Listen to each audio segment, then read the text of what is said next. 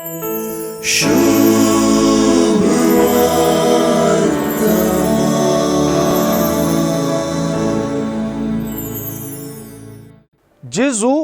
आणि निकोदेमा मधले संभाषण आज सुवार्तेंत अपुर्बायन सुरुवात जाता.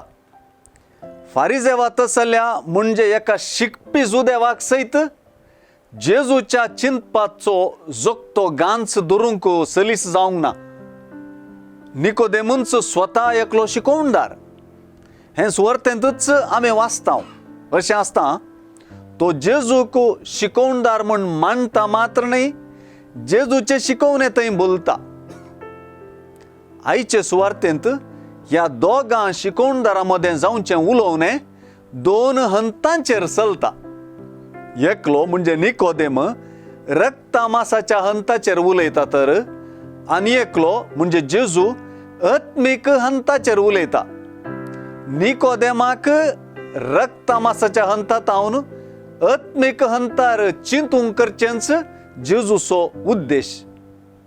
जुआंवची बासस ही दोन विविंगड विरोधाभासाच्यो गजाली सांगाता गेलच्यो.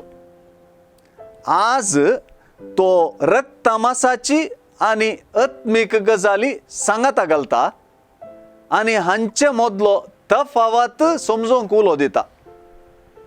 सगळे सुवार्तेंत जुआंवचे सुवार्तेंत ही प्रक्रिया चलता.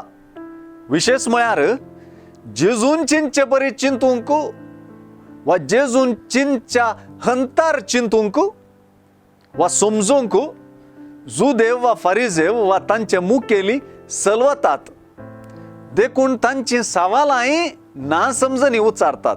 दाखल्याक जेजू आत्मीक तरान उदकान आनी पवित्रत्म्यान जल्मोवचे विशीं उलयतना निकोदेम रक्तमासांत आवयचे कुशींत परत जल्मोवचे विशीं उलयता. जेजूक समजोवंक, स्विकार करूंक, सतमानूंक आनी ताच्या राजांत प्रवेश जावंक आत्मीक स्वरुपान जल्मोवच्याची गरज जेजून आज दाखोवन दिल्या. रक्तमासाच्या स्वरुपाक जेजूचें देवपण समजना, पूण जेजू थंय विश्वास दवरल्या वरवीं आमचे थंय आत्मीक स्वरूप उदेता आनी ह्या नव्या स्वरुपान जेजूक आमी वळखूंक शकता.